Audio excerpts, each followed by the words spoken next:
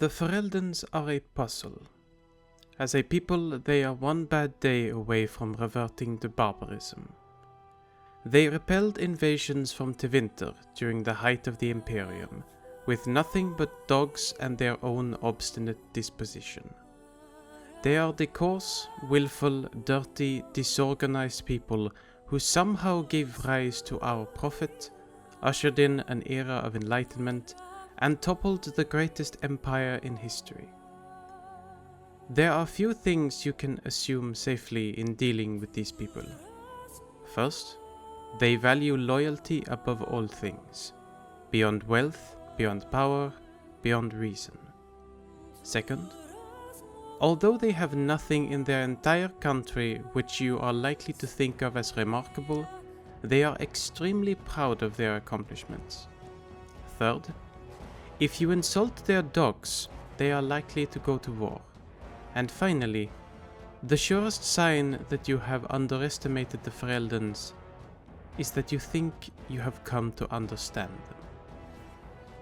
Welcome back, dear students, to another lesson of Dragon Age, the history and lore of Thedas. With me, Professor Absalom. We have now come to the last major Thedosian nation as the subject of this lecture. And I can honestly say it is one of my personal favorites among the nations of Thedas. Today, we travel to the homeland of Andraste, the realm of Tierns, werewolves, and Mabari Hounds, the Kingdom of Ferelden. Let us get started with a bit of geography. Located in the southeastern corner of Thedas, Ferelden takes its name from the ancient Alamari word for fertile valley. This is a very apt description of the land, known for its sweeping valleys, mountain passes, and fertile plains. A mix of highlands and lowlands. But Ferelden is also a very rough land, with rugged terrain and harsh climates, due in no small part to the mighty snow-capped Frostback Mountains in the western part of the country. This great mountain range separates Ferelden from Orlesian and the rest of the continent, with the exception of a stretch of land to the north of the mountains. This region culminates in a mountain pass known as Galen's Pass, the only passage through the Frostbacks that are safe to travel throughout the entire year. Other passes through the mountains, like Sulcher's Pass, can save you several days on your journey westwards, but they are far more treacherous. Ferelden is also bordered by the Waking Sea to the north and the Amaranthine Ocean to the east. And to the south lies the mostly uncharted and unexplored swamps and forests of the Korkari Wilds. Covering much of eastern and southeastern Ferelden is the great and ancient Bracelian Forest, and in the country's central and western parts, Lake Calenhad, Ferelden's largest lake, is located. The local aristocracy divides the country into several dukedoms and regions controlled by the nobility, with local names for these geographical locations. We will very shortly get into the specifics of these feudal territories, but I believe it will be easier to first and foremost describe the different regions of the country without these additions, so as to get a better overview of the lands themselves. So, there are several different regions that make up the nation of Ferelden. The most central one is known as the Banorn, the most agriculturally prosperous and well-populated region of the nation. To the north are the coastlands, and to the south lies the hinterlands, as well as the southern hills. There are also several rivers that flow through the countryside of Ferelden, most of them named after ancient heroes or persons of significant historical worth. The River Dane lies to the west near Lake Calenhad, and both the Drakon and Hafter rivers are located in the eastern part of the country. There also exists a White River, probably located somewhere within the region of the Banorns. The Great Imperial Highway snakes its way through much of Ferelden.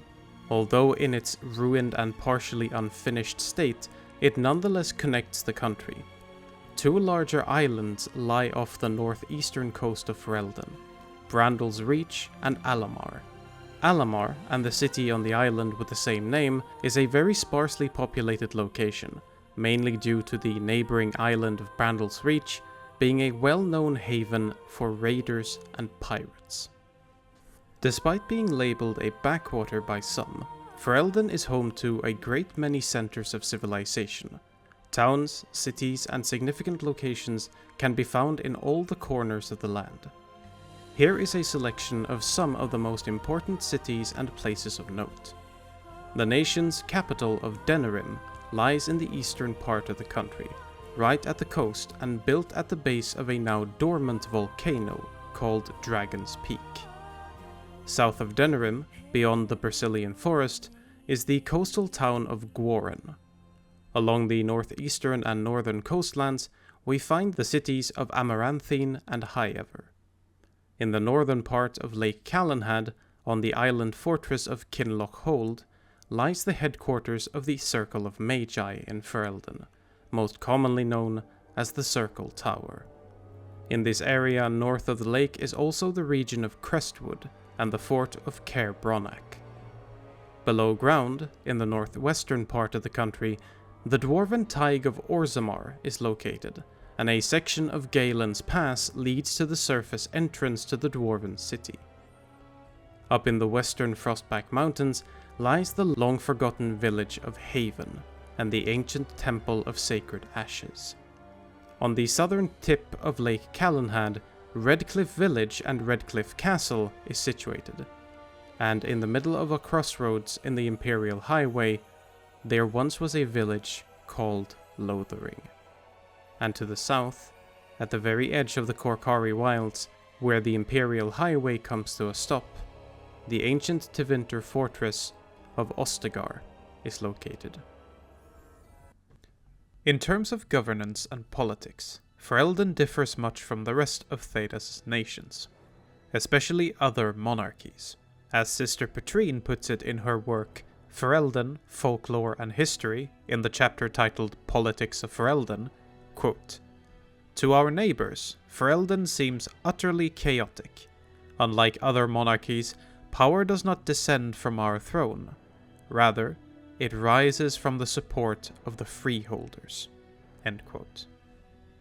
In Ferelden, commoners who own their own land are known as freeholders. Although not nobles themselves, they in turn have the power to influence said nobles, and more elevated classes in turn. The freeholders choose which ban, the lowest rank of Ferelden nobility, they want to pay allegiance to. Normally, the ban with the closest castle to the freehold is chosen so that if trouble occurs, the ban's soldiers will actually be able to protect the freehold in question. Many freeholds consider their allegiance to their ban in question to be more of a business arrangement rather than a feudal contract set in stone. While it is most common for freeholders to pay allegiance to the same family of bans as their fathers and grandfathers did, a freehold is well within their rights to change their mind and choose a different ban to serve instead. This practice is not at all unheard of in the aptly named part of Ferelden called the Banorn, where most of the country's freeholders and in turn bans live. Many bans of the central Banorns actively work to curry favours with and convince freeholders to abandon their old allegiances and join them instead, more often than not leading to intense feuds and rivalries among many ban families. This central part of the Ferelden Valley is not only a population center and agricultural powerhouse, it is also of major political importance. For the Banorn, collectively, control more land and soldiers than all other lords of the higher nobility combined. This makes the independent lords and freeholds of the Banorns a potent political force, as long as they are not fighting amongst themselves, which, incidentally, they often have a tendency to do. Above the bans in feudal rank are the Arls and Arlessas. These nobles are essentially governors and mayors of larger cities, towns and fortresses of strategical import, known as Arlings. Although more prestigious than bans, Earls usually have no bans sworn to them, with some notable exceptions, like the Earlings of Amaranthine and Redcliffe. The highest ranking nobility in the land, other than the ruling monarch and their family, are the Tierns and Tiernas. These nobles control entire provinces, called Tiernirs, and are owed fealty by other Earls and bands to serve them in times of need, just as the Tiern must uphold his responsibility to defend those under his protection.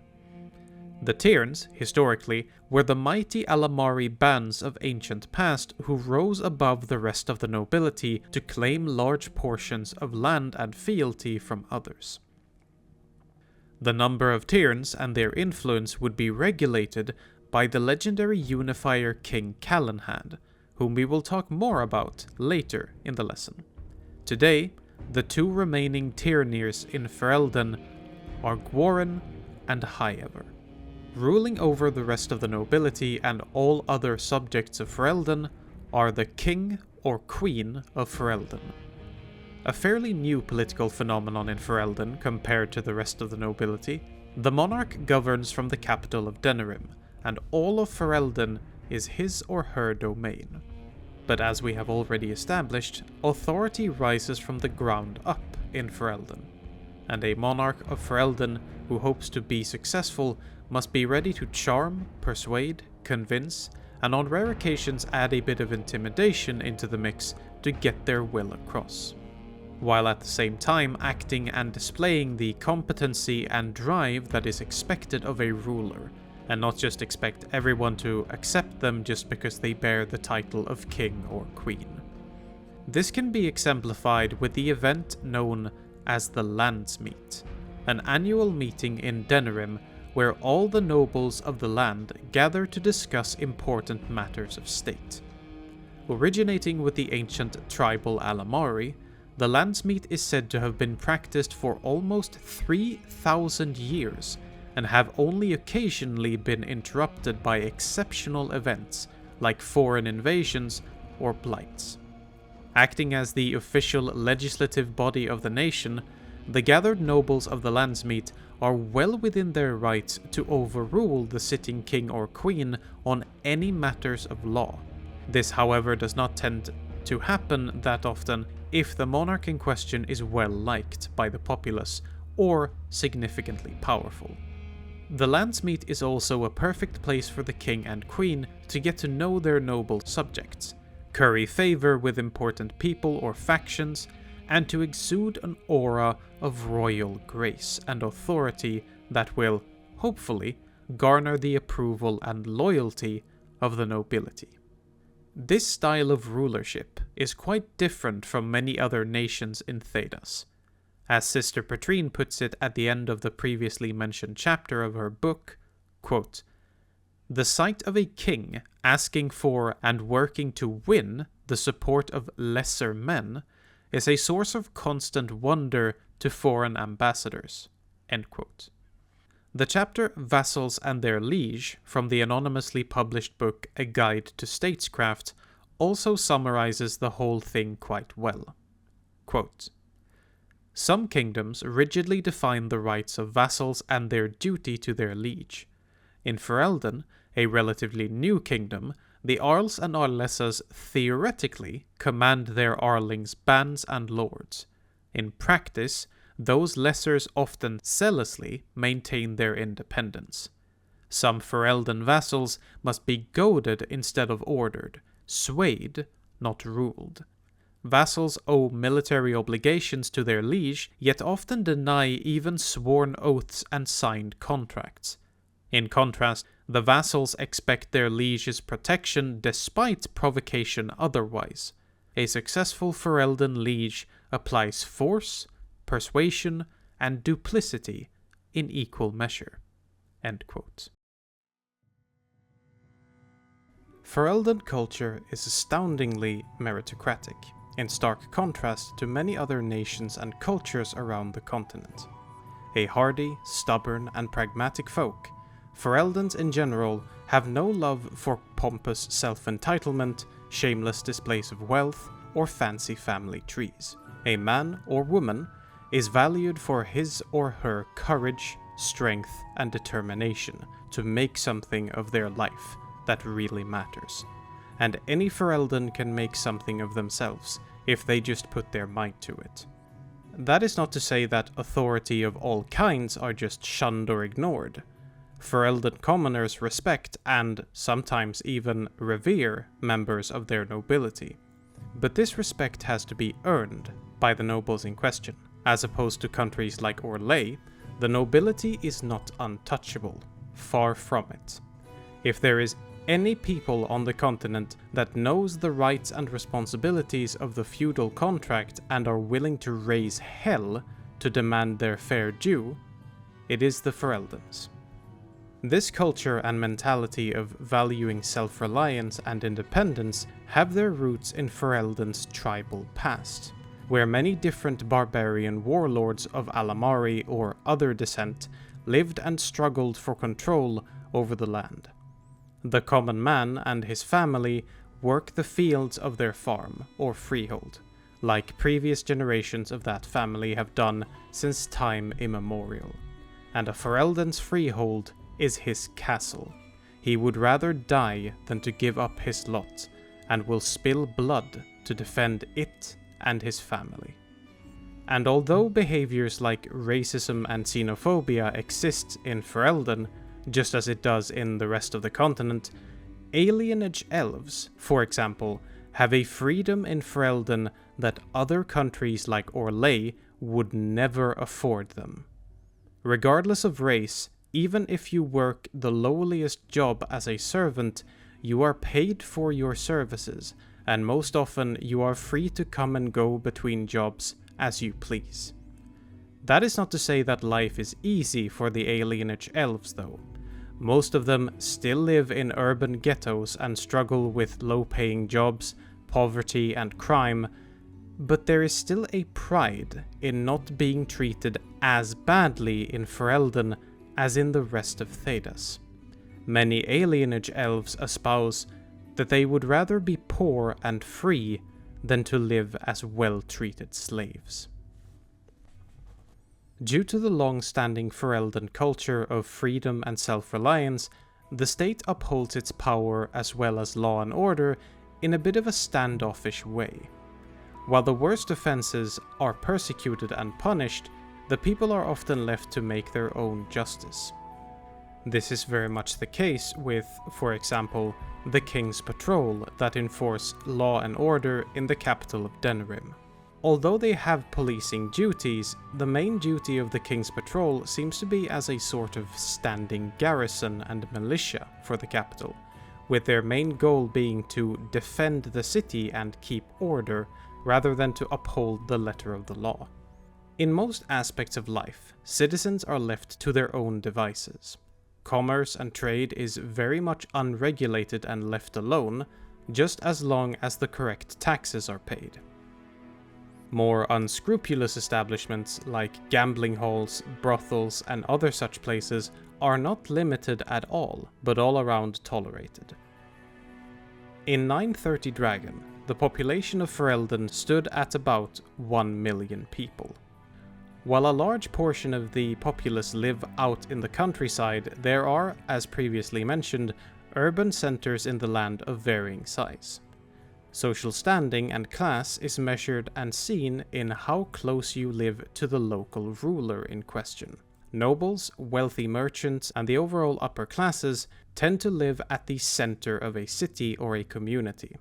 The local lord or politician, of course, occupy the local seat of authority, a castle or fortification of some sort, with various members of the upper classes living around this center of power.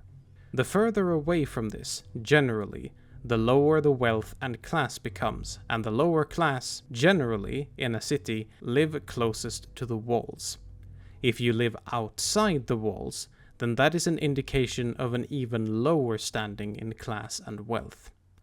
Though it is not known if this is a general rule that can be applied to Ferelden society overall or simply on the cities in question. The more tribal communities of Ferelden, like the Avars and the Chastened tribes, tend to live on the outskirts of society in general, far away in the mountains and forests, and sometimes even beyond the very borders of the nation itself. One of the most recognizable and well-known aspects of Ferelden culture is the role that dogs play in it. As Brother Genitivi puts it in his writings, it is not that there are more dogs in Ferelden than any other civilized place in Thedas necessarily.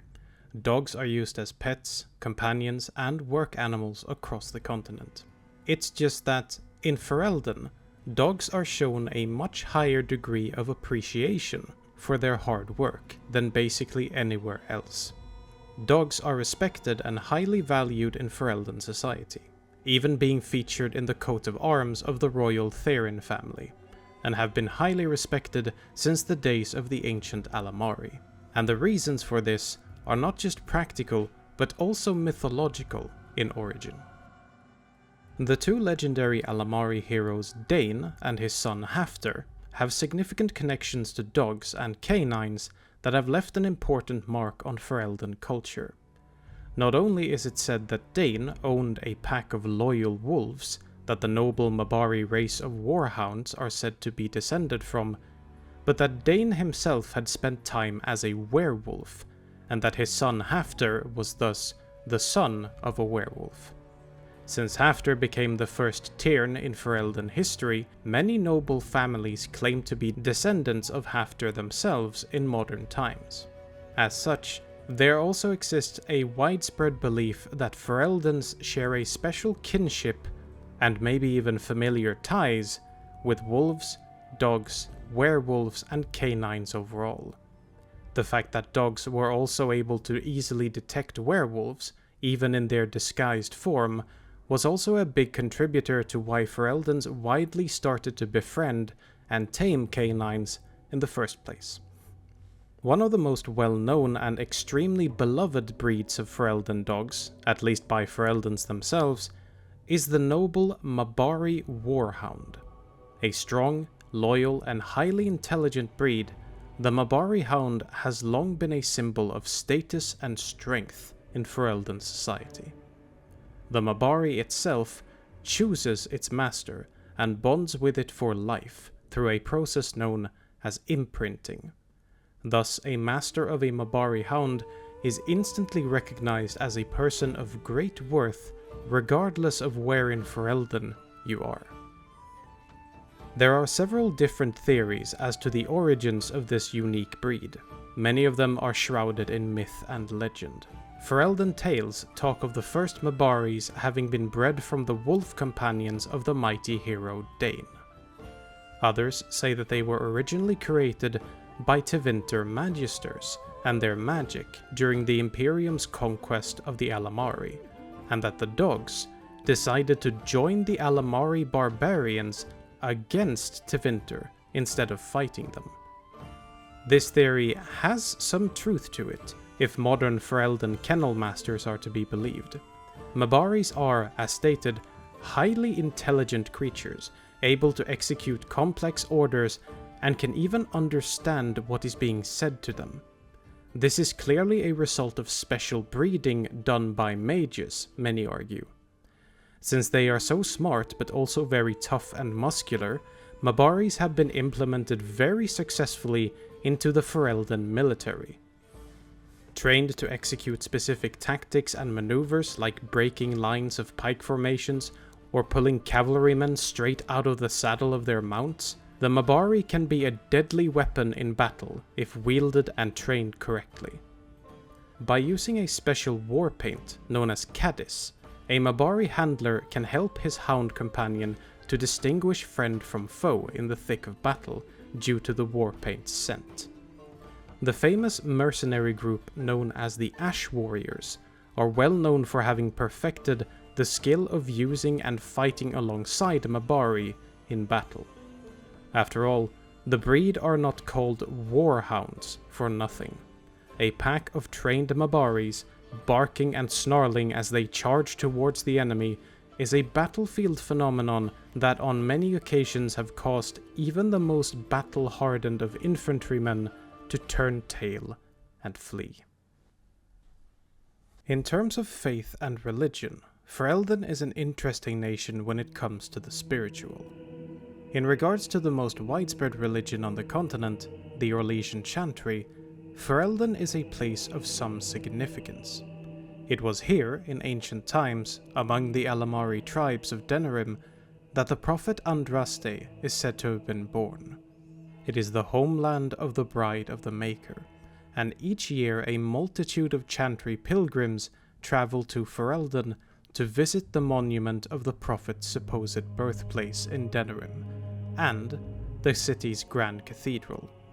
Many of these pilgrims also take the time to travel to the Temple of Our Lady Redeemer in the coastal city of Amaranthine, where Andraste was said to have first revealed the Chant of Light to the world, and where Mafarat's armies departed by sea to invade the Tevinter Imperium.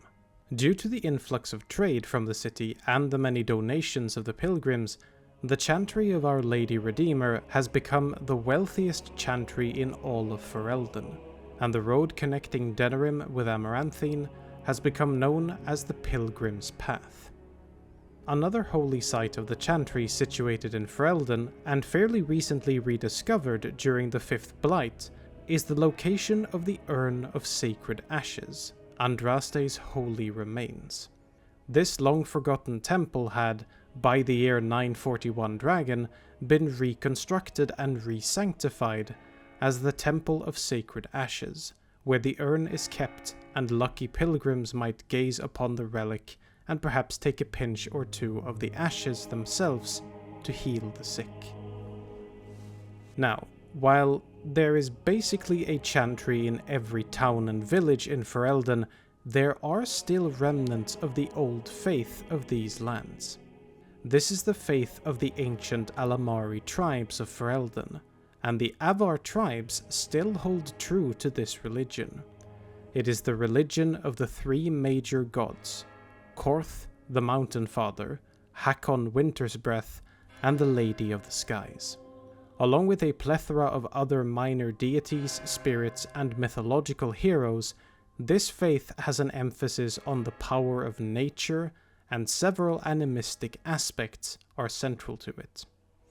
For a more in-depth description on the faith of the Avars and the ancient Alamari, I will refer you to the previous lecture on the humans of Thedas. And although 90% of the Ferelden population now worship the Chantry, there are still communities where the old faith lives on. And even where the Chantry is dominant, there are still aspects of Ferelden culture that are still very much influenced by the old faith. Animist motifs and symbols are still used to a great extent in architecture, clothing, and artwork. Old symbols of strength like dogs or wolves decorate flags, uniforms, and coat of arms. Old myths, tales, and legends are still spoken by elders in villages or told to children as bedtime stories. There are even certain holy sites, statues, and temples dedicated to the old faith that still exists, but many have in modern times fallen into ruin and disrepair, or have been converted to other means. Even though the old traditions and beliefs of the Alamari are slowly becoming a thing of the past in modern Ferelden, there are no zealous purges and theological offensives from the local Chantry administration against the old traditions and customs. On the contrary, there exists a fascinating syncretism in Ferelden in regards to the Chantry and the old Alamari faith. The Chantry doesn't incite or promote hatred against the old deities, and neither does it demand that the temples and holy places of old should be torn down. The old Alamari gods may very well exist, it's just that the Maker stands above them. Ferelden food and culinary culture is very rustic in nature, based on the crops, animals, and fruit cultivated in the fields of the Ferelden Valley. Included in this section will also be some traditions and dishes from the Avar people, since they are technically also somewhat part of Ferelden's cultural traditions. Ferelden is very well known for not only its ripe cheeses, but for its rich and flavorful pies, like farmer pies with bacon and eggs, or turnip pies with mutton. Turnips, in particular, is a bit of a Ferelden favorite, being used in many different dishes and culinary ways across the nation. Whether mashed, roasted, stir-fried, steamed, boiled, or simply eaten raw, it is essential in many dishes, like stews and pies, but have also given rise to the rather rude insult of Ferelden turnip, being used by certain foreigners against Fereldens for their love of the root vegetable. Meat, especially from rams, who are highly prized animals in Ferelden society, can be found in meals like stews and in pies as well. Common grains like barley and wheat are often implemented in dishes, but some grains like rice are not very common in the country and are imported from other places like Antiva. Different types of soups with vegetables and meat can be found on many dinner tables, and a special kind of fluffy mackerel pudding is traditionally served in Ferelden on the yearly feast day, hence the nickname Feast Day Fish. Ferelden foodstuff also sometimes differs slightly to variants from other parts of the continent, like Ferelden scones, for example, that are not desserts in this case, but instead packed with bacon and cheese, so that the weary traveler can go for long hours until his next meal. Another culinary eccentricity from Ferelden is pickled eggs, described by the son of the former cook to the noble Cousland family, Devon of Highever, like this, quote, "Got a fever? A cold? An aching shoulder, perhaps? Ask any Ferelden for advice, and they'll be quick to prescribe you a pickled egg. The Ferelden cure for, well, pretty much anything. Actually, no, I take that back. You don't even have to ask. Looking a bit under the weather is prompt enough for most Fereldens to unleash a deluge of eggs. Whether the eggs really work is a completely different story, but I'd be the last person to complain if one was offered to me. I am Ferelden, after all. Still, next time you feel a bit of illness coming on, try one of these salty sour eggs. You never know, it might actually work. And at the very least, you'll have the opportunity to enjoy one of Ferelden's finest snacks." End quote. Lastly, for the Ferelden part at least, we have a bit of an oddity. The ancient Alamari, after catching large quantities of crone in the summer, would pickle the excess fish in large barrels for later consumption throughout the year. The barrels would be left in peat bogs to mature over time. Lady Saverin Ledeur, author of the book The Whole Nug, Culinary Treasures of Thedas, has this to say about this special recipe in said book. Quote, "Rarely prepared in this current age, recipes for pickled crone still survives as culinary and cultural curiosities." End quote. She also adds that, quote, "It is not recommended for consumption by man or beast, as improperly prepared crone can kill, and even properly prepared crone is at best revolting." End quote. The Avars, who still follow many of the old Alamari traditions, have a very different culinary tradition compared to the lowlanders of Ferelden. Still very much focused on simpler forms of hunting, gathering, and herding, their food is best described in the book The Further Journeys of Marquis de Lesade, with an emphasis on food and drink, with full illustrations by the author, as follows, quote, "What is thrown into the Avar cookpots? What isn't? Far from the delicate creams and sauces of Val Royaux, or the rich pies and ripe cheeses beloved in Ferelden, the Avar must subsist on whatever their mountain valleys provide. Nothing is too humble for their appetites, from the small succulent snails found on hillside boulders to fern fiddleheads harvested in the spring. This is not to say the Avar do not dine on more dangerous but far more filling fare: hearts, rams, Gurguts, and lurkers are all candidates for communal evening meals taken around the fire. Lowlander spices, while not uncommon, are great delicacies reserved for feasts. In fact, my parting gift to the Thane of Fennick-Tooth Hold was, at his request, 10 jars each of black peppercorns, powdered mustard, and Antivan cordseed. Avar cooking methods favor utility. Stews are common because they can be simmered until nightfall with small fuss. Holds by lakes or rivers will wrap fish in clay and pungent leaves and leave it to bake all day over banked coals. Most Avar food preparation, however, centers around winter. From the spring thaw onward, the hold is an endless hive of activity, as meat is cooked, vegetables are picked, and fruits are dried and stacked in crude dirt cellars, in preparation for the long dark.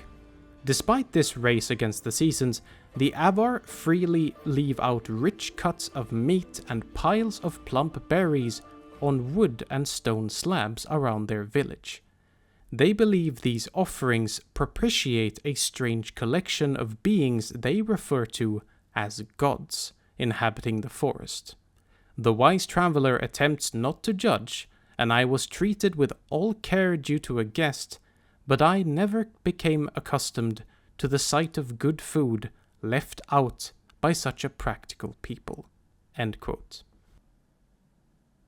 There is no shortage of legendary heroes and important individuals from Ferelden, but since we will shortly get into some of the more ancient and historical of these individuals in our next section, here are instead some individuals that you might know of from the more modern history of the Dragon Age. We can start with Maric Therin, the heroic king who freed Ferelden from Orlesian occupation at the start of the Dragon Age. His 2 sons are also of import, the late king, Cailan Therin, and Maric's second illegitimate son, Alistair, a famous Grey Warden and hero of the 5th Blight. Relating to the formerly mentioned, we next have Loghain MacTyr, war hero and friend of Maric. He is most infamously remembered for leaving King Cailan at the field of battle at Ostagar at the start of the 5th Blight. King Cailan's wife, Queen Anora, is Loghain's daughter. Other Fereldans of noble birth are known far and wide, such as the wise and popular Arl Eamon Gerin of Redcliffe, or the talented archer Nathaniel Howe. But nobles and kings are not the only Fereldans of famous repute. The Chantry scholar Brother Ferdinand Genitivi, a frequently cited source of information in this lecture series, is one of the most well-known academic minds of Thedas. Another person involved with the Chantry, hailing from Ferelden, is the former Templar and later military advisor to the Inquisition, Cullen Rutherford. And last but certainly not least, we of course have the hero of Ferelden. Now we have reached the part of the lecture where we will go through the summarized history of Ferelden, and it is quite a spectacular one. So let's start, like we usually do, by going as far back as we can into the Ancient Age. After the arrival of humans to the continent of Thedas, many different tribes spread across the lands in the following centuries. The ancient human people that would settle what would one day become the nation of Ferelden were known as the Alamari. Crossing the Frostback Mountains and settling in the Fertile Valley in the year -2415 Ancient, Alamari legends claim that they were fleeing a shadow goddess at this time. However, modern scholars attribute this goddess to be disruptive natural disasters that forced the tribes to flee south. This was not a unified effort, however, and the Alamari settled the land in different tribes.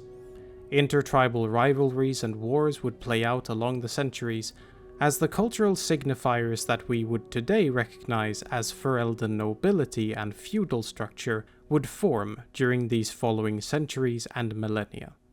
The ancient Alamari religion was practiced by the tribes at this time as well. Interestingly enough, the ancient Alamari would, sometime during this ancient period, also make contact with the local elven population of the land.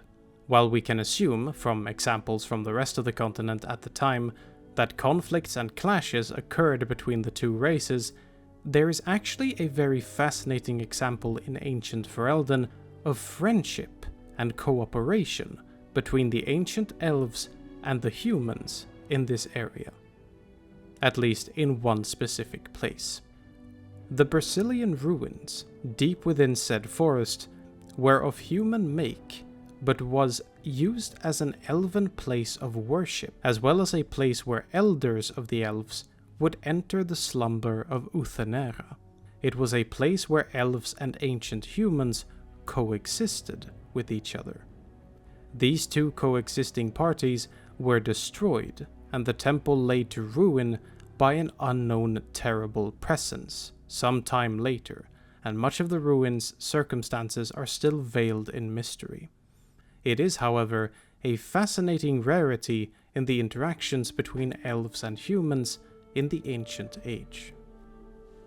As mentioned, the Alamari were not a unified force that migrated and settled the land, but rather many different tribes. As the centuries went on, the Alamari tribes would splinter further due to various factors. 600 years after arriving to the valley in minus 1815 ancient, the Alamari tribes living around Lake Calenhad would break away from the rest of their people, and eventually become known as the Avars. This initial split would be carried out under the leadership of the legendary chieftain Tyrda Brightaxe, who would lead many of the nascent Avars into the inhospitable highlands of the Frostback Mountains, which would henceforth become the home of these tribes. Some Avar tribes would even cross the Waking Sea and settle in the hills of the Vimark Mountains. Over the centuries, the relationship between other Alamari tribes of the lowlands and the Hillmen, as the Avars were known, were sporadic. Sometimes the tribes would fight each other, sometimes they would trade and make alliances with each other. Another section of the Alamari people that would later break off from the whole were those that would later become known as the Chastened Wilders. In minus 1415 ancient, the Chastened tribes would break off from the lowlands as well and settle in the Korkari wilds to the south, adapting quickly to the marshes and forest-filled wetlands of this region. They would, similar to the Avars, occasionally raid the lowlands of the other Alamari tribes and contest some of the regions in the southern parts of the land. The relative isolation of the Alamari and the other tribes would be shattered by the relentless advance of the Tevinter Imperium in the centuries following their sacking of Arlathan and the enslavement of the elves. By minus 715 ancient, the Imperium controlled much of Thedas and started to gradually launch several campaigns into the lands of the Alamari in order to subjugate them and occupy the region. There also existed a desire to extend the Imperial Highway into the region, these ambitions spurred on by the Archons themselves and the slave-hungry rulers of the city of Amerius. The barbarians gave fearsome resistance, and the conquest, dragging on for many years, was not easily won by the Imperium's legions. By minus 712 ancient, a bloody campaign was launched into the Frostback Mountains against the Avars by Tevinter, with the goal of pushing deep into the mountains to neutralize the tribes of the area and then focus on the rest of the Alamari and the Chastened. Despite fighting tooth and nail, especially after the legions captured a sacred relic weapon from the Avars, the hillsmen of the Frostbacks were eventually conquered. The few remaining Avars living in the lowlands had constructed fortresses with the aid of dwarven artisans like Kinloch Hold in Lake Calenhad and what would later be known as Vigil's Keep near Amaranthine. These strongholds, though fiercely defended, fell to the legions as well. At Kinloch Hold, The slaughter of the defending Avars by the legions were so brutal that the tower was said to have been cursed and haunted for many years. Fierce fighting also occurred in the eastern parts of Ferelden around the Bercelian forest, between the Tevinter legions and the Alamari Clane tribe. The legendary Juggernaut armor was said to have been created by the Tevinter Magister Harak for his general Alaric, for this conflict with the Clanes. Alaric won many victories against the Clanes until the armor itself caused infighting among the Tevinters and later magically disappeared, leading to the Clanes regaining the momentum. After many failed campaigns, the Imperium's legions managed to gain control of the land, but resistance from the Alamari population remained a constant threat against the occupiers. This is the reason why the Imperial Highway was constructed into the country but never fully completed, due to constant raids by the native Alamari. The Imperium established some strong points in the land, among them the Aonar, somewhere in the northern parts of the country, and the fortress of Ostagar in the south. Both of these locations were places of magical experimentation. However, Ostagar's primary purpose was to guard the southern parts of the country against invading hordes of chastened warriors.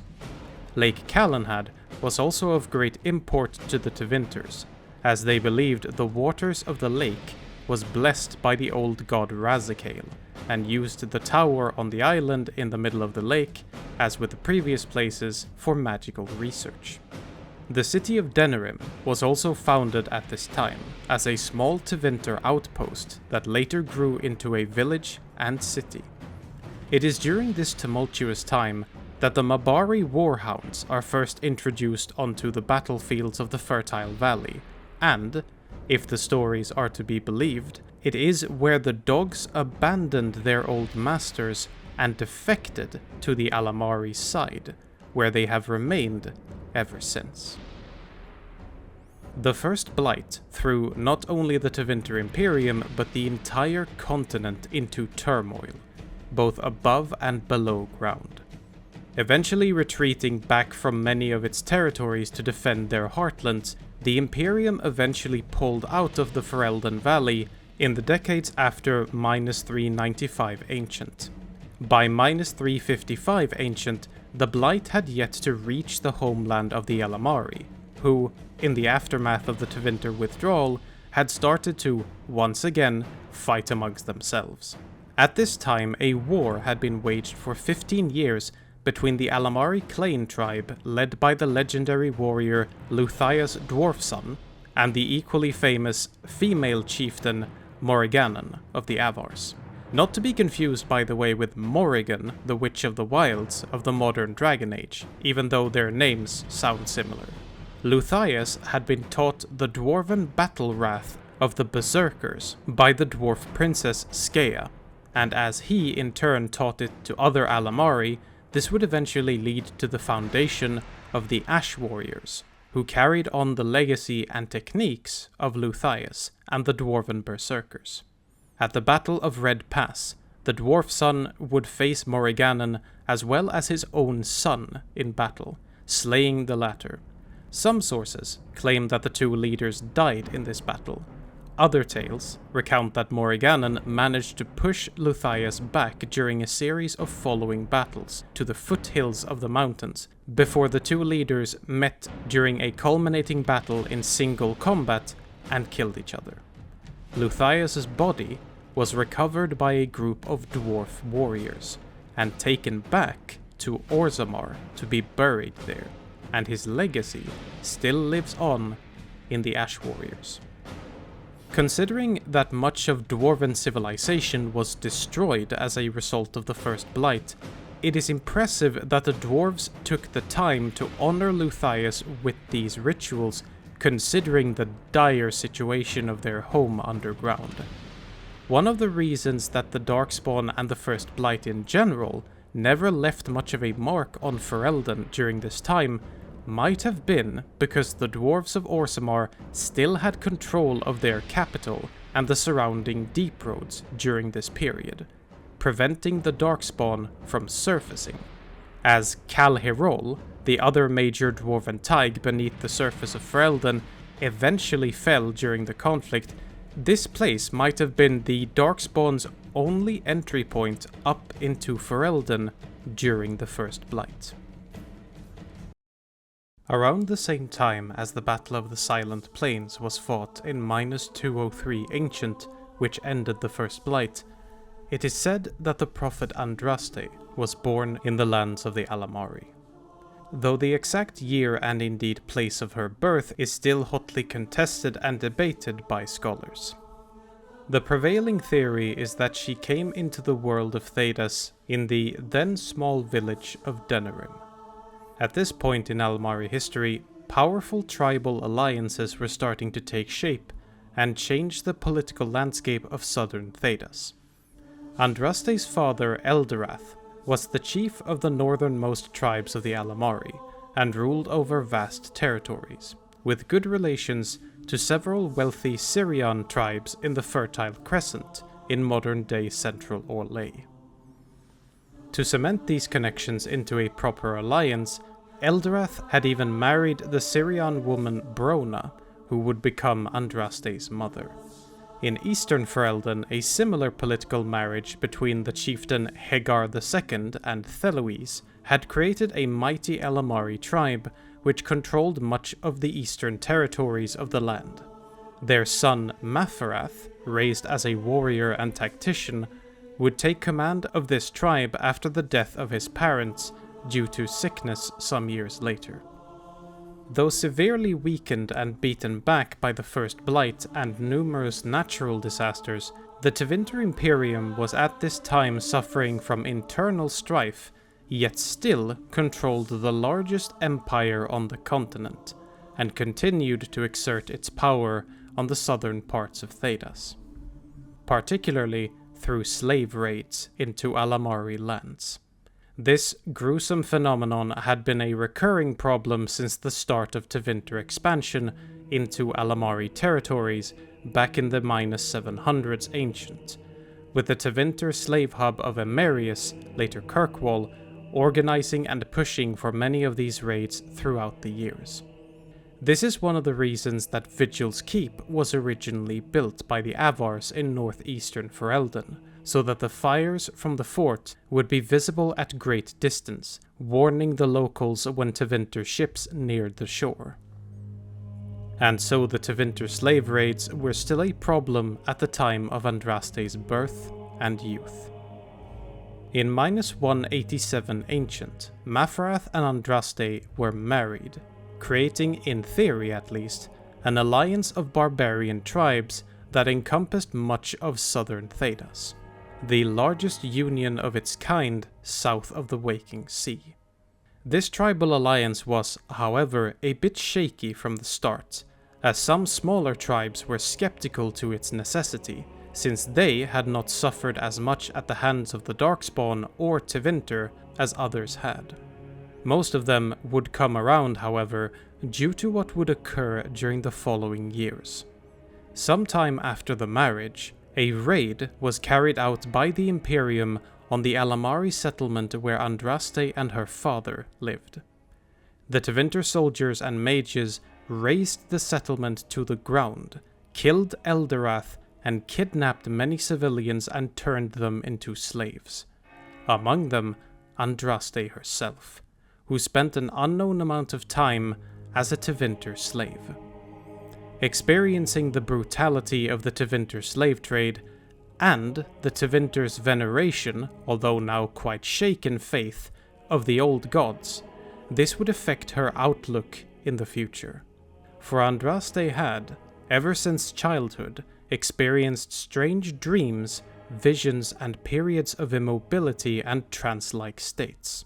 What these things were, she would soon reveal to the world.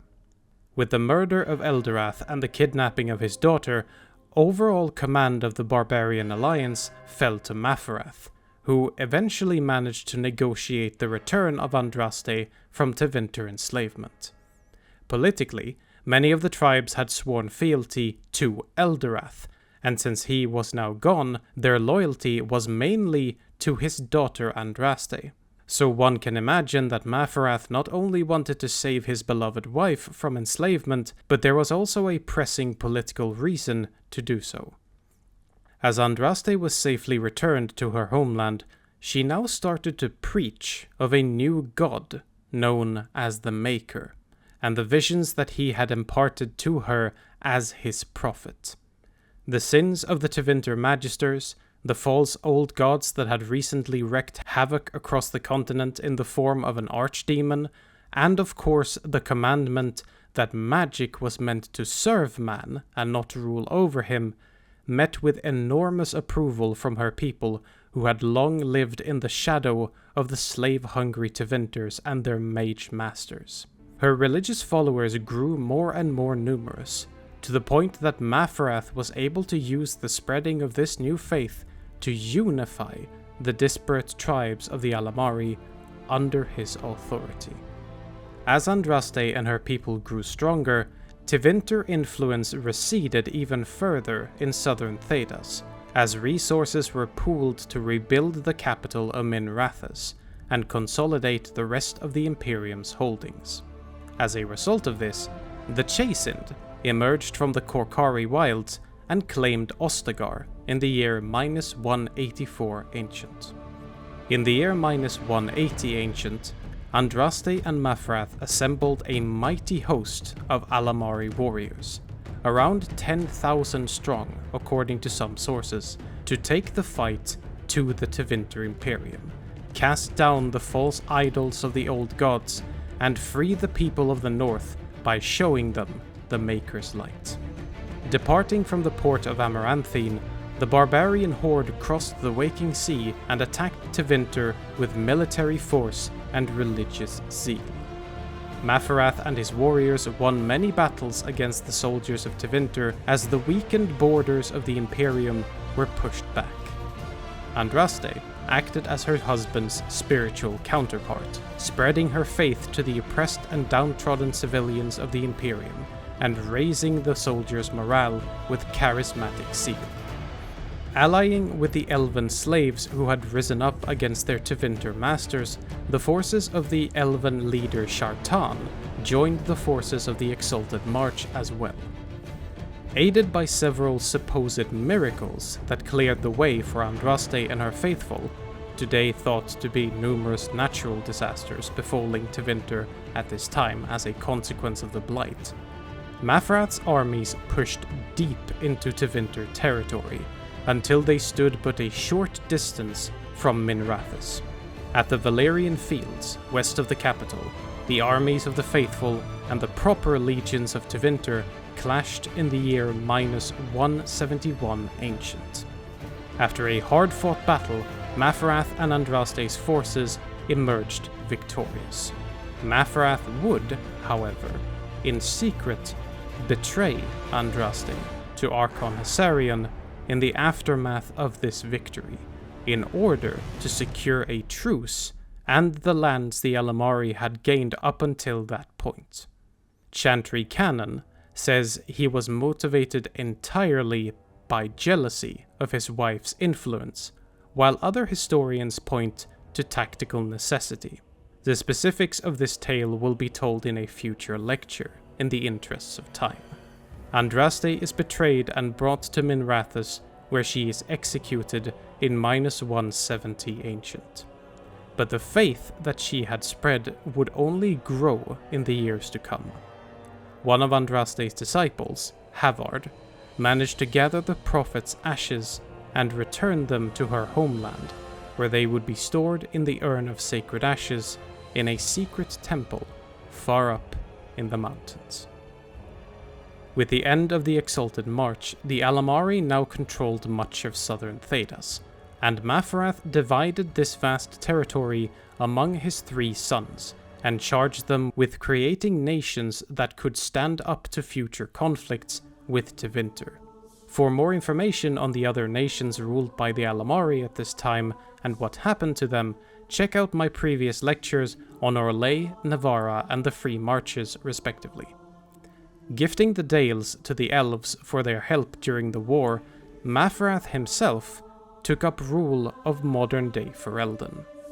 By the year -165 Ancient, the armies of Andraste and Mafarath had been disbanded. His support as king would wane over time as he refused to go to war against the Imperium again to avenge his wife's death at their hands, and the reasons for this would be revealed in time. In -160 Ancient, 10 years after Andraste's death, Archon Hessarian of Tevinter publicly converted to the faith of the Maker, and, in doing so, revealed to the entire continent that Mafarath had betrayed Andraste to the Imperium. Abandoned by his people, Mafarath, along with his entire court, would be overthrown and killed by his own sons, as southern Thedas erupted into anarchy. Mafarath would after this forever become known as the Betrayer, and in the decades following his death, the Alamari of Ferelden would turn on each other, as several warlords tried to take advantage of the power vacuum and replace the previous king, leading to a long and brutal series of internal wars. As the Chant of Light was established, the Ancient Age turned to the first of the modern ages, the Divine Age, seeing the rise of Emperor Dracon and the formation of the Chantry. The faith of the Maker would change all of Thedas forever. And so did it also influence the homeland of the Prophet, that during this age would see heroes rise and mettle tested against the forces of evil. It is believed that the early decades of the Divine Age was the time in which the legendary Alamari hero Dane lived. Though many tales and stories about this man are just that, fantastical songs and sagas written long after his supposed existence, Dane was very much a real person, though when exactly he lived is disputed. A warrior and a hunter, it is said in the story Dane and the Werewolf that Dane switched bodies with a werewolf and lived as the beast for a year and a day, while the beast controlled his body in turn, as recompense for having killed a white hart on the territory of the werewolf's pack.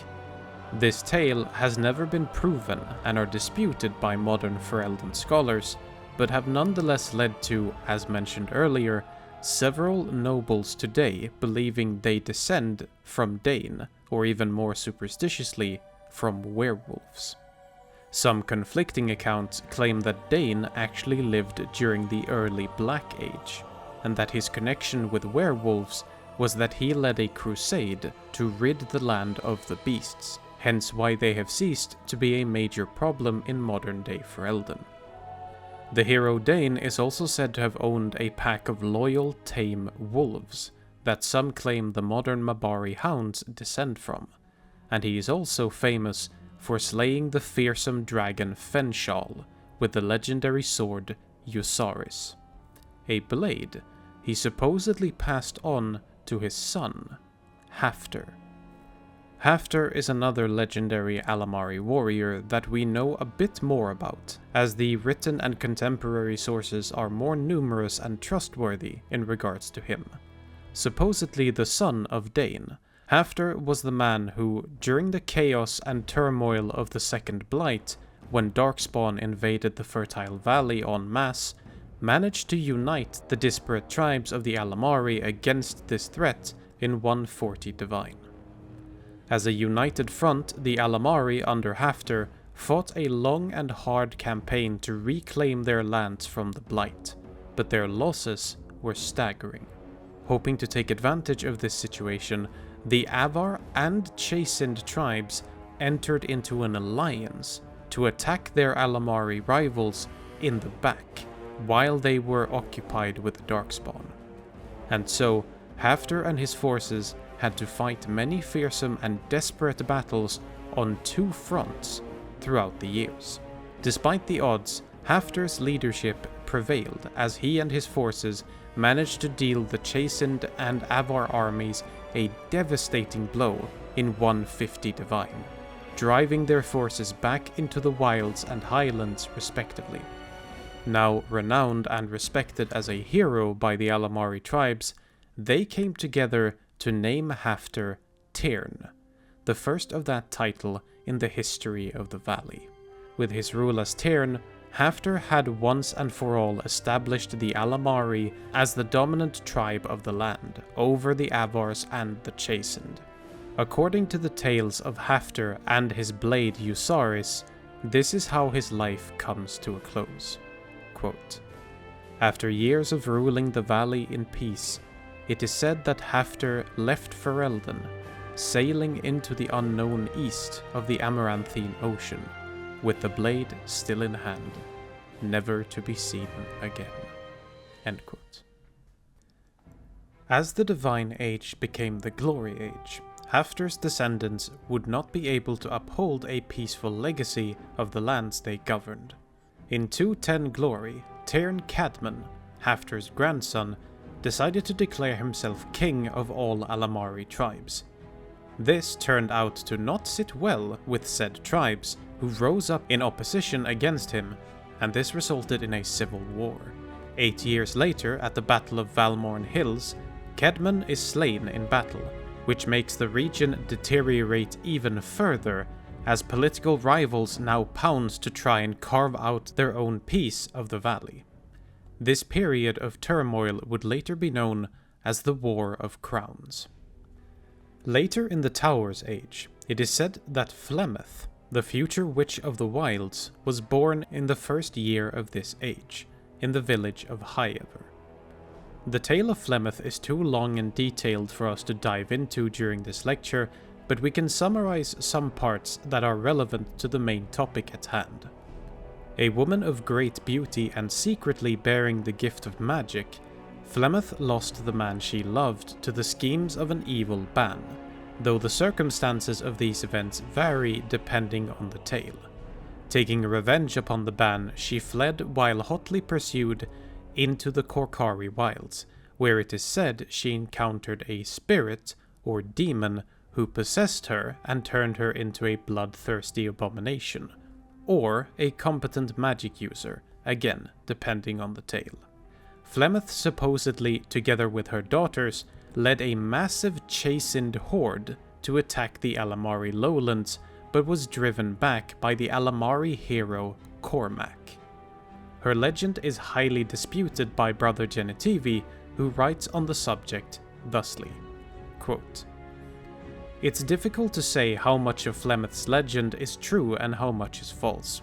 Alamari records before the creation of Ferelden as a nation is sparse, leaving us only with oral histories that change over time. There is no actual evidence of a Ban Conabar having ever existed, nor a Flemeth of Highever. Some speculate that the legend actually refers to Tyrn Talamal, son of Kedman, who tried to unite Ferelden and was eventually slain by his own wife, a woman he had imprisoned for her unfaithfulness, yet who had been released by sympathetic servants. It is also interesting how Flemeth's legend intersects with later history regarding the Chastened invasion that actually occurred almost 100 years later. Alamari stories of chastened witches within their army abound, and perhaps were tied to this earlier legend, even if the two had absolutely nothing in common." End quote. Genetivi is wrong, however. Flemeth was very much a real person, and his mentioned claims about this period of history is actually corroborated by Flemeth's own daughter, Morrigan, herself a witch of the wilds. From what Flemeth personally told Morrigan, the supposed hero Cormac was actually a cruel tyrant who led a brutal civil war against his own people, using corruption amongst the nobility as a fabricated excuse for the conflict. The tales of her leading the invading Chastened armies are also false, according to Morrigan, and is something added much later to her tale, most probably during the actual Chastened invasion itself. Regardless of this, Flemeth appears several times in Ferelden history to seemingly affect certain outcomes or influence significant people, exactly to what end is largely unknown. At the start of the Black Age, it is said that werewolves, long present in the tales and folklore of the Alamari, start to reappear in large numbers. Many of them apparently assume human form to infiltrate and wreak havoc on human communities, leading to the widespread use of guard dogs among the Alamari, who are able to detect who is and who isn't a werewolf. During this age, the werewolves are hunted seemingly to extinction, revealing a bloody chapter of Proto-Ferelden history. It is also during this time that some sources claim that the hero Dane actually lived, and that he led this crusade against the werewolves. The Black Age also sees the first attempts from Orlais to conquer their eastern Alamari neighbours. The Orlesian Empire tried to take advantage of the squabbling Tyrns of the Ferelden Valley and launched a full-scale invasion against the Alamari in 480 Black. After crossing the Frostback Mountains and initially meeting with limited resistance, by the year 483 Black, the many Tyrns of the valley had put their differences aside and met the Orlesians as a united front. After striving to capture the port city of Highever and gain a new supply line, the Orlesian forces were bogged down by the stiff resistance of the besieged fortress of Redcliffe, and were forced to spend the winter camped out in the Frostback Mountains. With no supplies and a revitalized enemy, by the time of next year's spring, most Orlesian forces had either been captured or retreated back to Orlais. Early in the following Exalted Age, 510 to be exact, the Order of the Grey Wardens would sign several treaties with the many Tyrns of the valley, so that the Order would be able to enter the land and become permanently established there. This would lead to the Order constructing several smaller outposts in the country, and even a fortress in Denerim, to keep a watchful eye out for any signs of darkspawn incursions into the land. The Grey Wardens had a small base in the valley even before this, the Castle of Soldiers' Peak, established during the Glory Age, but now the Order was able to truly spread out into the country. An important thing to note in regards to the previous subject is that the nation of Ferelden does not exist yet, even in the relatively late Exalted Age. Various other kingdoms and nations around Thedas have formed into just that at this time, but what would become Ferelden is at this point still ruled by several different independent tribes, Arlings and Tyrnirs, all fighting each other from time to time for various reasons, some reasonable and others not very much so. As we have seen, several people throughout history have tried, and on rare occasions succeeded, to unify and declare themselves rulers of the land, but have ultimately failed to mold the people of the valley into one nation. This would all change during the Exalted Age with the coming of the legendary hero Calenhad. As with many other significant historical individuals, Calenhad deserves his own lecture to tell his full story, so here follows a summarized version of the unification of Ferelden. Born in 510 Exalted in Highever to common merchants, Calenhad squired for his cousin Sir Foranan at a young age, becoming his squire and dog handler. After getting embroiled in a local struggle for power at the castle of Westhill, Calenhad would best the attacking Arl Mirrodin in single combat during his assault on the castle. Calenhad would, due to his honourable nature, spare Mirrodin's life, and by doing so, turn the man over to his side. Becoming the Tyrn of Westhill, Calenhad would spend the coming years unifying the disparate tribes, Arlings and Tyrnirs, into a proper alliance. With every victory, more allies flocked to his side.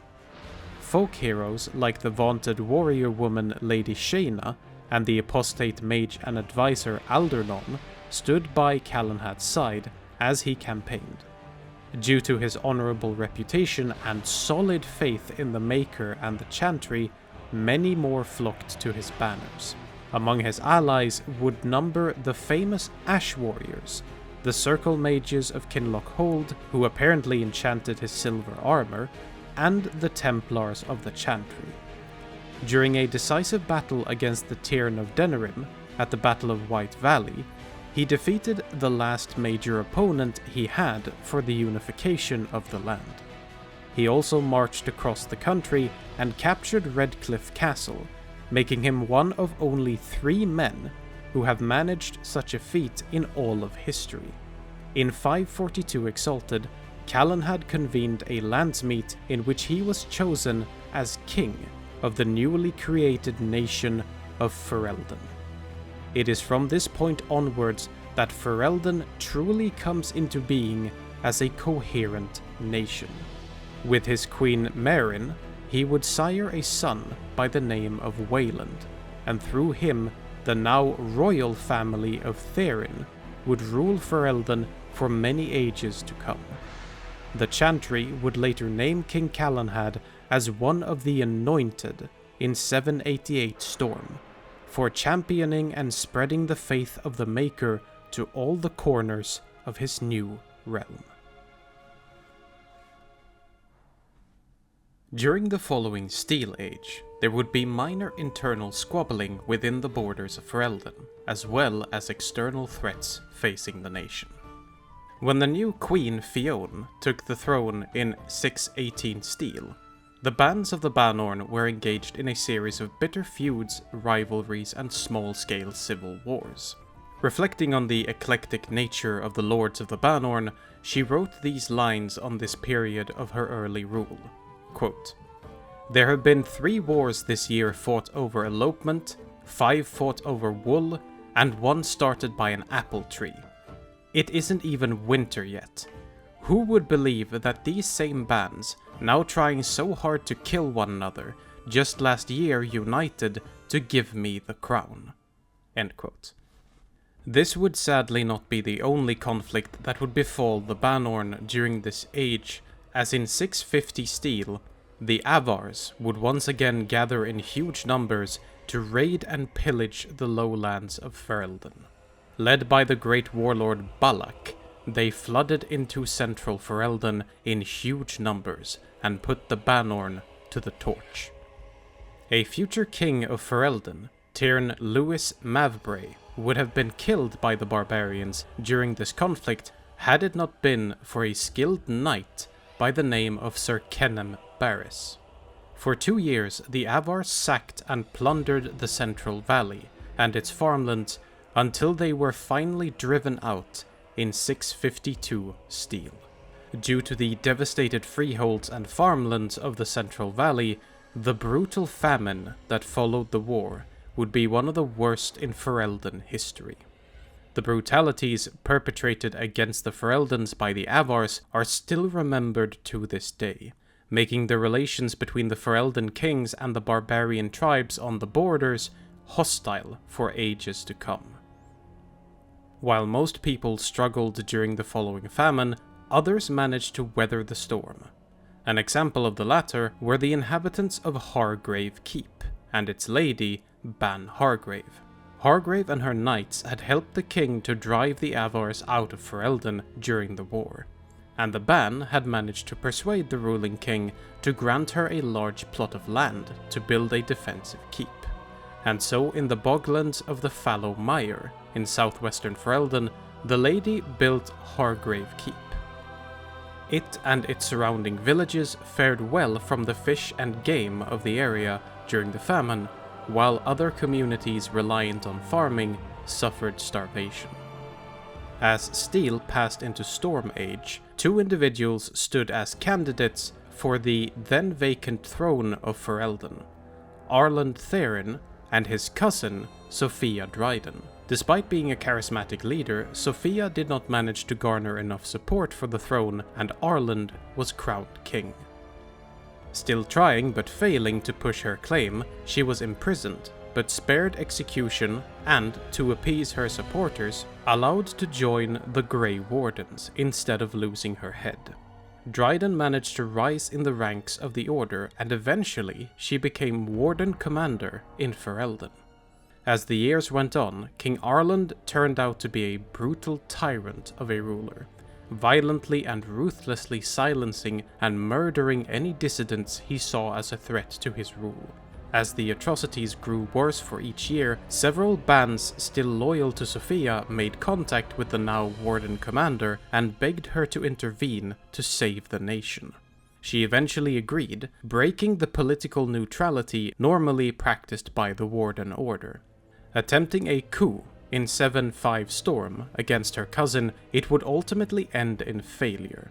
The conspirators were ambushed, the Warden base at Soldier's Keep was besieged and assaulted, leading to Sophia Dryden's death.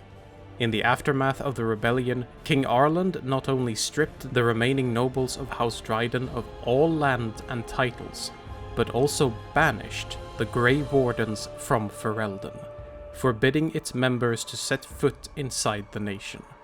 The order would be exiled from Ferelden for more than 200 years. The Blessed Age would see one event in particular of Ferelden history whose effects and after-effects would haunt the nation to this day, and leave lasting scars for generations to come: the Orlesian invasion and later occupation of Ferelden. This invasion, the second of its kind, was carried out by the Orlesian Empire in 824 Blessed, with a decisive battle that very first year at the village of Lothering.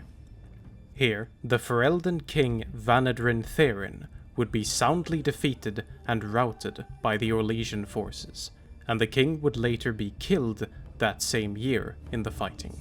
With his fall, the legendary sword of Calanhad the Great, Nemetos, is lost, and all of this resulted in a huge loss of morale for the Ferelden defenders. As Vanedrin's son Brandel was unable to unite the country against the invasion, it carried on as bands and Arlings were picked off one by one by the Orlesians in a war that dragged on for years. 22 years after the initial invasion, the Orlesians finally claimed complete victory over their foes, as the capital of Denerim was taken and sacked, driving King Brandel into hiding.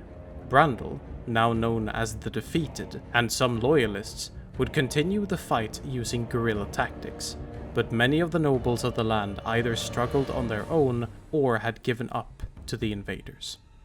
Putting an Orlesian noble by the name of Megran on the throne as a puppet, and ruling the valley like a province of its empire, Orlais occupied and governed Ferelden with a cruel iron fist for decades. The resistance against the occupiers continued, however, as with the death of King Brandel, his daughter Moira Therin took command of the rebellion's forces. Having all the necessary leadership skills and charismatic fervor that her father didn't have, Moira became known as the Rebel Queen, and throughout the years she fought a successful guerrilla war with hit-and-run tactics against the occupying Orlesian forces, while gathering support among the country's nobility. Even though the queen was assassinated in 896 Blessed, her mantle would be picked up by her young but competent son Maric, who, together with his companion Logain MacTyr, brought the conflict to an end. By winning the decisive Battle of River Dane, and later killing the usurper king in single combat, the Orlesians were driven out of the country, and the Therin line was restored with King Maric Therin. Ferelden had become a free, independent nation once again at the turn of the century. With the end of this conflict, the Dragon Age dawned. The reign of King Maric would be a peaceful and fruitful one, as his nation was rebuilt and healed after its long occupation by Orlais. In 9-5 Dragon, a crown prince to the realm would be born, by the name of Cailan. King Maric would also allow the Grey Wardens to return to Ferelden after more than 200 years in exile. Some years later, however, in 925 Dragon, King Maric Therin is lost at sea and later presumed dead en route to the city of Wycombe in the Free Marches. Apparently, he was to attend a very rare meeting with the Marcher Lords to explore the possibility of unifying the region into a nation-state through diplomatic means. Loghain MacTir searched for his old friend for 2 years, but to no avail. Maric's son Caelan would be crowned king in the same year his father disappeared. 5 years later, in 930 Dragon, the 5th Blight breaks out on the southern border of Ferelden. In the initial Battle of Ostagar, the present Ferelden army and a few Grey Wardens are unable to defeat the Horde, mainly due to a large portion of the army under Loghain MacTir quitting the field. King Caelan is killed in the battle, and the Darkspawn floods into Ferelden. Through many twists and turns, the Blight would eventually be stopped 1 year later in 931 Dragon, when the few remaining Wardens and a united Ferelden army, led by the hero of Ferelden, defeated the Darkspawn at the Battle of Denerim, and the Archdemon Urthemiel was slain. The nation of Ferelden would rebuild in the years following the Blight under a new regent, and the nation's Grey Wardens would themselves rebuild with Orlesian aid at Vigil's Keep under a new Warden commander. The last Darkspawn would be driven back into the Deep Roads during the Amaranthine conflict the same year. Following the outbreak of the Mage Templar War in 940 Dragon, an attempt was made to end the conflict a year later at the newly restored Temple of Sacred Ashes in Ferelden. This event was known as the Divine Conclave. The conclave was sabotaged by a being known as Corypheus, who attempted to enter the Fade, causing a gigantic tear in the veil that destroyed the temple and killed all except one in attendance. The ensuing conflict between the forces of Corypheus and the newly restored Inquisition under the leadership of the Inquisitor would affect much of southern Thedas, including Ferelden, before Corypheus would finally be defeated in 942 Dragon. And I believe that is it for this lecture. Now, be sure to look through the relevant literature for the next exam and... Oh, excuse me, class. It seems to be a call from the University Chancellor. Give me just one moment, please. Hello? Yes, I was just about to end the lecture on Ferelden and... What? Wait, hold on, sir. Do you really mean I have to talk about the... Yes, I am aware that it's new information, but we have barely finished verifying the authenticity. Sir, it is incredibly inconsistent. It disregards Yes, of course. Yes, I am well aware of that. Fine. You're the boss.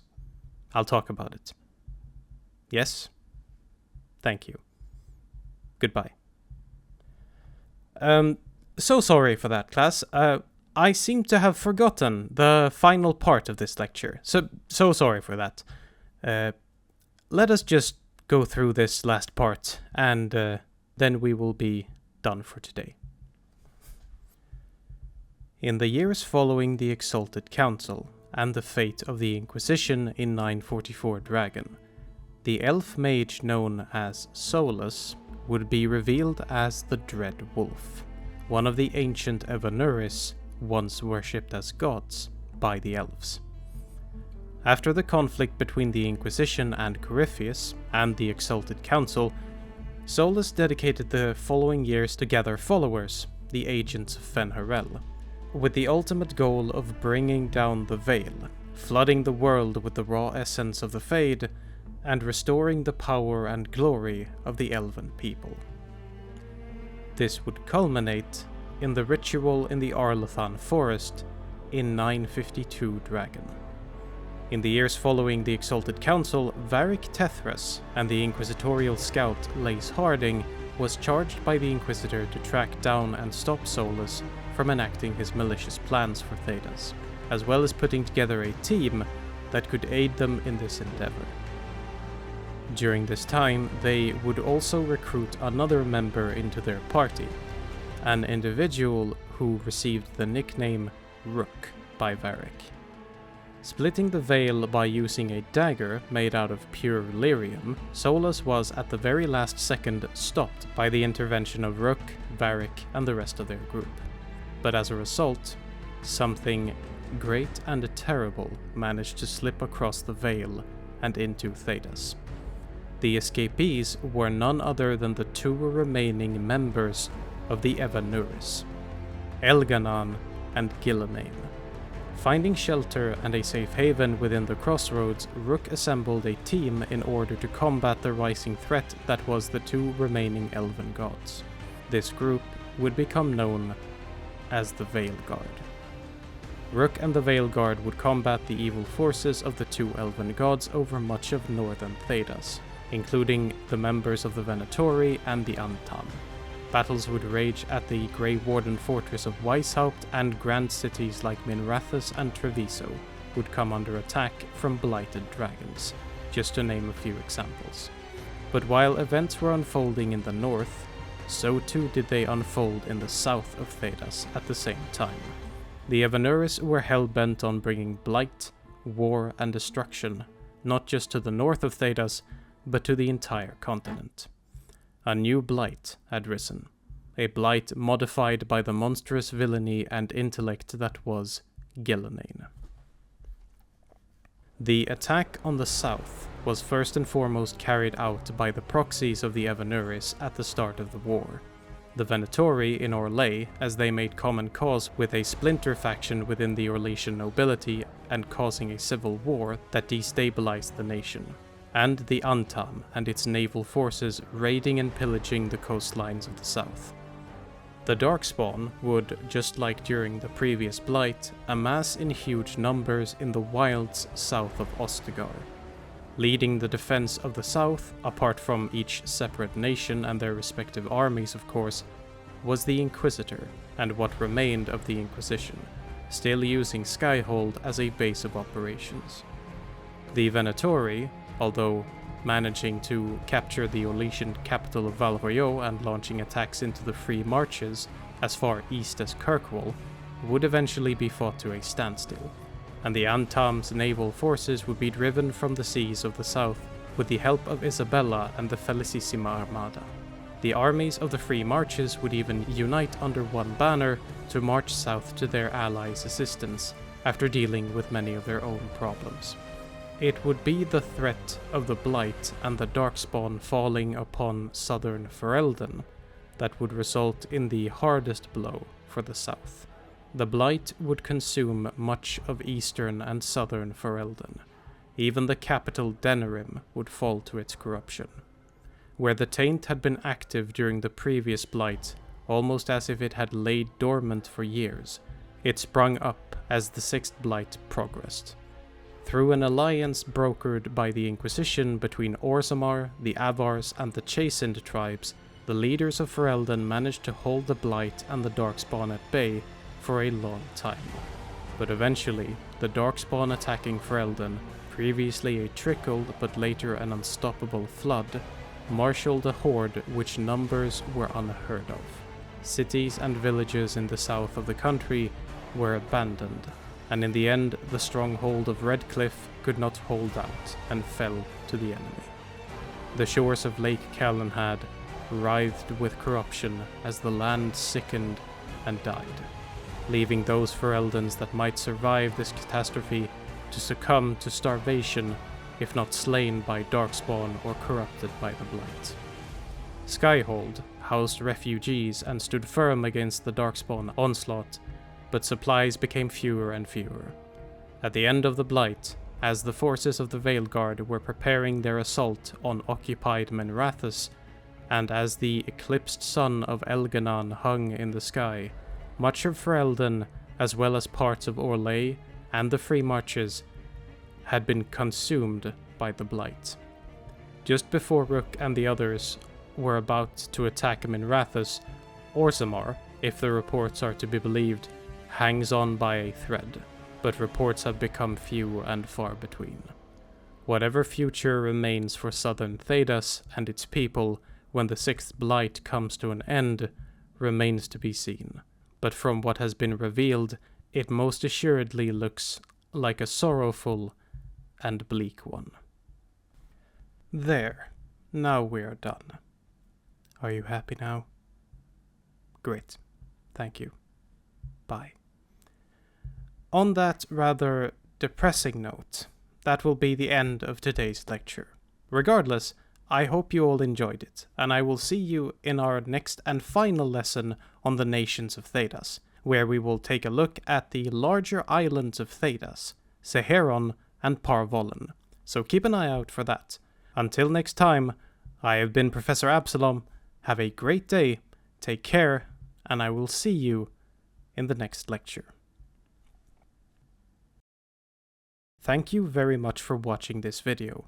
If you enjoyed the content, be sure to subscribe, like, comment, share, and if you're feeling extra generous, you can support me on Subscribestar. Also, make sure to check out the other videos on the channel. More interesting lore videos will be coming in the future, so keep an eye out. Thank you once again, and until next time, have a good one.